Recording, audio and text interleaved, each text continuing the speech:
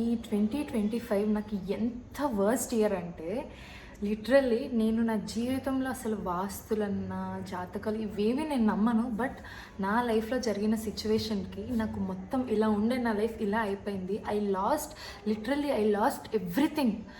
అంటే నేను ముందు ఒక పీజీలో ఉంటుండే 2024లో అండ్ 2025లో కొత్త పీజీకి షిఫ్ట్ అయ్యా. And the day I step in to that PG I started losing everything. అంటే నేను చేయలేని మిస్టేక్స్ కూడా బ్లేమ్ పడడం అండ్ నా ఫ్రెండ్స్ దూరం అయిపోవడం, అనవసరంగా మిస్కమ్యూనికేషన్స్ అవ్వడం, నా జాబ్ రిస్క్లో పడడం, అసలు అన్నీ ఇలా దగ్గరకు వచ్చేసి ఇలా అంత రివర్స్ అయిపోవడం. అసలు నాకు నిజంగా అర్థం కాలేదు ఎందుకు ఇలా అవుతుంది. I really don't know what to do. Because అసలు నా సైడ్ నుంచి ఏం లేకుండానే మొత్తం అంతా జరిగిపోయింది. అరే నా వల్ల ఇలా అవుతుందేమో అని చెప్పి కామ్గా కూర్చున్నా. అయినా సరే నాకే వచ్చి పడేవి.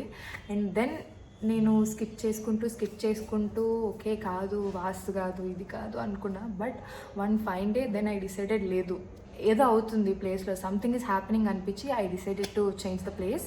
Then I changed my PG and I came to my flat. Then things getting normal and 2025 ఎండింగ్కి వచ్చేటప్పటికి మళ్ళీ అన్నీ సెటిల్డ్ అవుతున్నాయి. And I'm so grateful to God. And because ఎంత డిప్రెస్ అయ్యానో, ఎంత స్ట్రెస్ తీసుకున్నానో only I know. Because I don't have any words to speak. I hope and I pray to God, నాలా ఎవరైతే సఫర్ అయ్యారో అవుతున్నారో వాళ్ళ లైఫ్లో అంతా నార్మల్ అయిపోయి అన్నీ హ్యాపీనెస్సే ఉండాలని కోరుకుంటున్నాను. అండ్ మీకు ఈ 2025లో జరిగిన బెస్ట్ థింగ్ ఏంటి అండ్ వర్స్ట్ థింగ్ ఏంటి కామెంట్స్లో కామెంట్ చేయండి.